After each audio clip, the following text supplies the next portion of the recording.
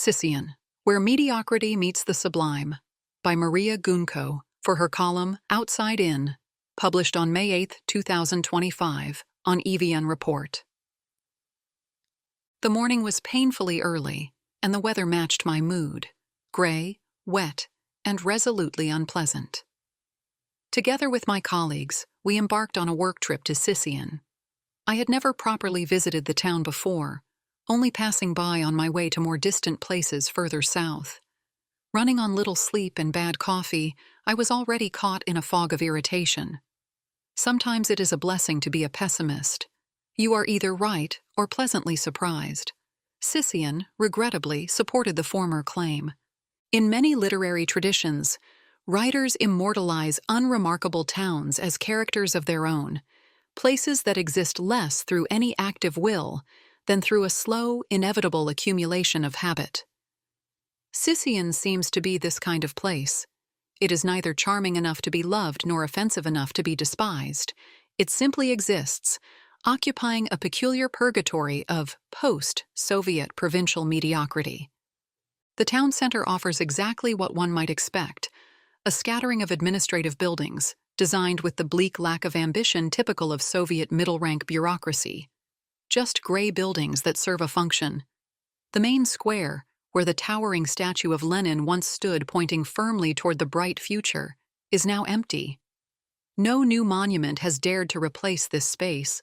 Two flat-faced lions, carved from stone, sit like exhausted sentinels emotionally defeated by the flow of time. The only color in the architectural ensemble of the square is a bas-relief of the Soviet red flag, reportedly camouflaged into an Armenian tricolor for national holidays. A gesture as symbolic as it is half-hearted. We walked through the town beneath the persistent drizzle, gazing at the tired apartment blocks with peeling paint and laundry lines. Small shops and workshops blazed their petty, colorful plastic signs. We passed a massive water fountain, a signature piece by Raphael Israelian, who unfortunately built so many similar fountains across Armenia that their individuality was lost in their repetition. Not far, there was a crumbling local Dashnak Sutyon party office marked by a red flag. Neighboring it was a clothing shop called Mania, written in similarly red letters. Of all the local town sights, our guide's stories and earnest commentary, only this image, Dashnak Sutyon Mania, stayed firmly in my mind. The surrounding landscape aspired for grandeur with its mountains and winding rivers, but failed to impress after one has seen Armenia's truly spectacular natural wonders elsewhere. Sisian's few historical sites clung to life through minimal maintenance, just enough to fend off collapse, but not enough to inspire. What further frayed my nerves was the guide's repeated comparisons to Goris, as if Sisian was a neglected sibling, tragically overlooked because of lack of tourism investment. I understand the instinct to defend one's hometown. Every cook praises their own broth. But frankly, in my not-so-humble opinion, Sisian cannot hope to match Goris with its haunting cave dwellings, authentic architecture, fragrant rose bushes, and golden autumn alleys. The harsh truth is that not every place is meant to be a tourist destination, no matter how appealing the idea of tourism as an economic panacea might be. As the day wore on, my irritation thickened into something almost theatrical, until we finally settled into the warm, quiet restaurant of our hotel. Waiting for dinner, I glanced around, and my eyes fell upon a painting hanging on the far wall. At first, it appeared to be just another mountain landscape, a safe decorative choice for a small-town hotel. But then something about it, the way the paint seemed to shimmer, the way the mountains hovered between solidity and vapor, drew me in. The forms were monumental, mythic, yet the texture of the brushwork suggested transience, as if the mountains themselves might dissolve at any moment.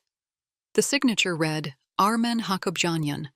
A quick search revealed he was a contemporary artist of about my age, born right here in Sisian. Around the room, I noticed more of Hakobjanyan's paintings. Minimalist landscapes reduced almost to abstraction, rendered in the severe cold palette of Shunik's earth and sky. They were not depictions of real places, but emotional distillations, imaginary landscapes that spoke more about essence than detail. His art seemed to whisper something that the actual town of Sisian could not, a profound, haunting sense of timelessness. Hakobjanyan's work immediately reminded me of Armen Hakobjanyan, another master who captured the soul of the Armenian landscape.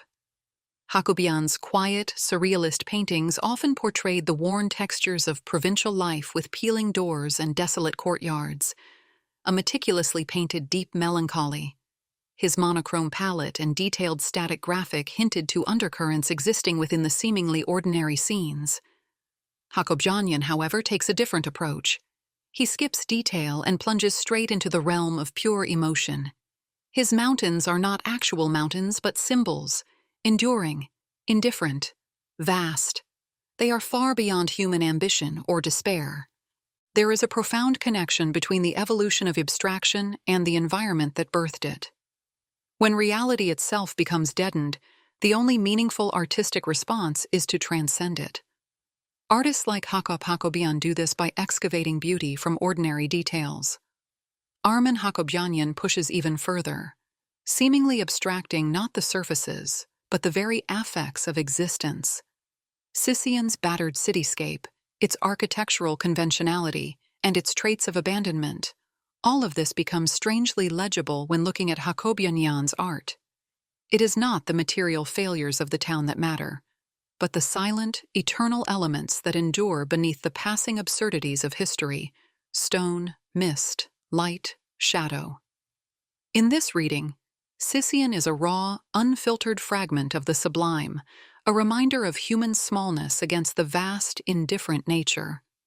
Sitting there, warmed by the restaurant's dim lights and the persistent resonance of Hakobjanyan's art, I realize that perhaps Sisian's true poetry is embedded not in its streets or squares, but in the invisible dialogue between land and sky, between crumbling stone and drizzle.